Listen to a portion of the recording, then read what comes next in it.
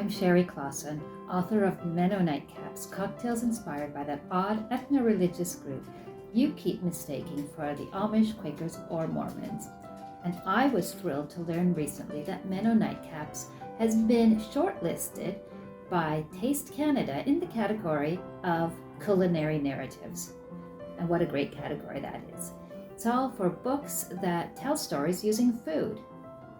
So the goal of Menno-Nightcaps is to have fun while telling stories about Mennonites.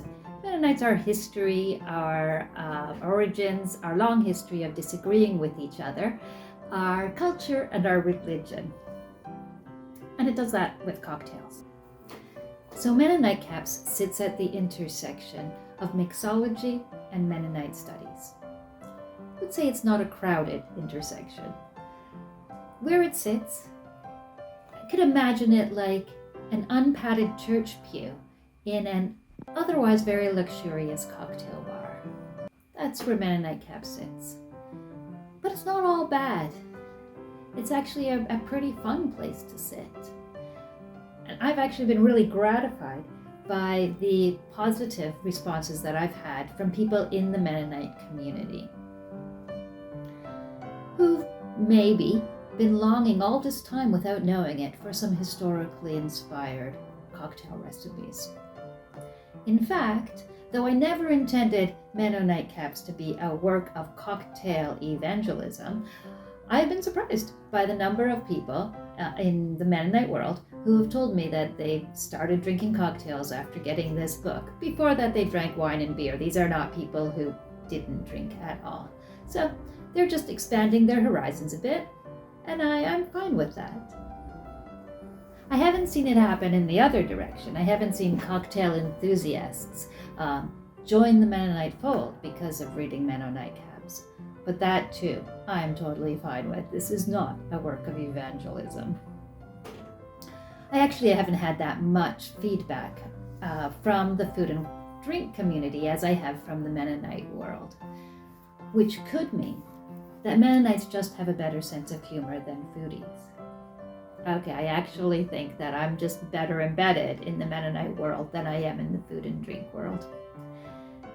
But this Taste Canada shortlisting suggests to me that though Taste Canada may be very serious about food and drink, they can also lighten up every now and then. Taste Canada's mission is to promote, honor, and celebrate Canadian culinary writing. And that's what this is. Menno-Nightcaps is actually very much Canadian. Mennonites didn't start in Canada, and Canada doesn't have the largest number of Mennonites in the world, but we do have the second largest number of Mennonites per capita in the world. And that means that pretty much everyone in Canada has encountered a Mennonite at least once in their life. I do not guarantee that these encounters were all positive. However, we're not all the same. We vary by ideology, religion, politics, ethnicity, whether we wear belts or suspenders. We vary, and that can result in a bit of misunderstanding. I'd say that misunderstanding Mennonites based on a singular encounter might be considered accurately as a shared Canadian experience. So in Menno-Nightcaps, I try to cover the range of encounters that Canadians might have with Mennonites. So hopefully, I have a cocktail to represent every kind of Mennonite encounter in Canada. Whether it's with a peace activist, progressive Mennonite, or a plain dressing, bicycle riding Mennonite, it's in there. It's all part of the Canadian Mennonite mosaic.